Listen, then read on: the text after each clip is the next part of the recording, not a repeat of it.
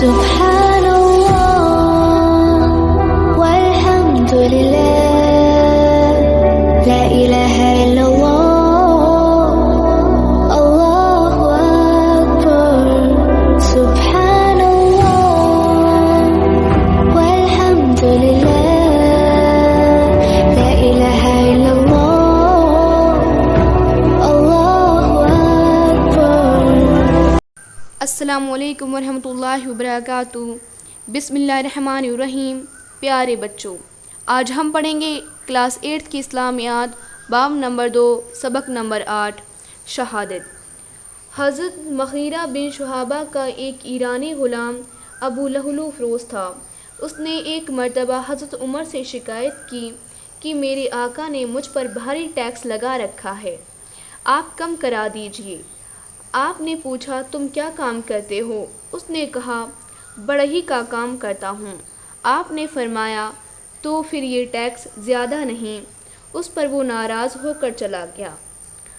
دوسرے روز آپ صبح کی نماز پڑھا رہے تھے کہ فیروز نے خنجر سے آپ پر کئی وار کیے۔ ایک زخم ناف کے نیچے لگا، وہ سب سے زیادہ مہلک تھا۔ لوگوں نے اس کو پکڑ کر خودکشی کر لی۔ حضرت عمر نے پوچھا مجھے کس نے قتل کیا ہے؟ نام بتایا گیا تو فرمایا اللہ کا شکر ہے میرا قاتل مسلمان نہیں۔ حضرت عبد الرحمن بن عوف نے نماز پڑھائی۔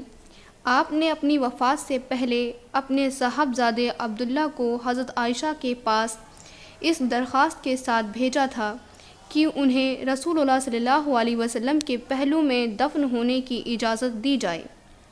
حضرت عائشہ نے اس حادثے فاجعہ پر رو رہی تھیں، کہنے لگیں اس جگہ کو میں نے اپنے لیے محفوظ رکھا تھا، مگر میں عمر کو اپنی ذات پر ترجیح دیتی ہوں۔ حضرت عمر یہ سن کر بہت خوش ہوئے۔ آپ کو خیال ہوا کہ شاید حضرت عائشہ نے رعب خلافت کی وجہ سے اجازت دی ہے، اس لیے آپ نے اپنے صاحبزادے عبداللہ کو وصیت کی کہ میرے مرنے کے بعد ایک مرتبہ پھر ان سے اجازت مانگیں، اگر اجازت مل جائے تو بہتر، ورنہ عام مسلمانوں کے قبرستان میں مجھے دفن کر دیں۔ دنیا کا یہ جلیل القدر انسان 3 دن بیمار رہ کر محرم 24 ہجری کی پہلی تاریخ کو اس دار فانی سے رخصت ہوا۔ حضرت صہیب رومی نے جنازے کی نماز پڑھائی۔ 63 سال کی عمر میں 10 سال 6 ماہ 4 دن خلافت کر کے اپنے آقا حضرت محمد صلی اللہ علیہ وسلم کے پہلو میں آپ مدفون ہوئے۔ جانشینی۔ جب صحابہ نے دیکھا کہ آپ کی حالت زیادہ تشویشناک ہے تو آپ سے درخواست کی گئی کہ اپنے بعد کسی کو خلیفہ نامزد کریں۔ آپ نے فرمایا یہ 6 آدمی ہیں، حضرت علی، حضرت عثمان، حضرت عبد الرحمن بن عوف، حضرت سعد بن ابی وقاص، حضرت زبیر اور حضرت طلحہ، جنہیں رسول اللہ صلی اللہ علیہ وسلم نے جنتی ہونے کی بشارت دی ہے۔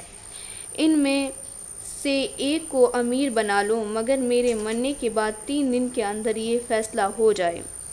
حضرت مقداد بن اسود کو حکم دیا کہ دفن سے فارغ ہونے کے بعد ان 6 آدمیوں کو ایک مکان کے اندر بند کر دینا تاکہ امیر کا خطاب کر لیں۔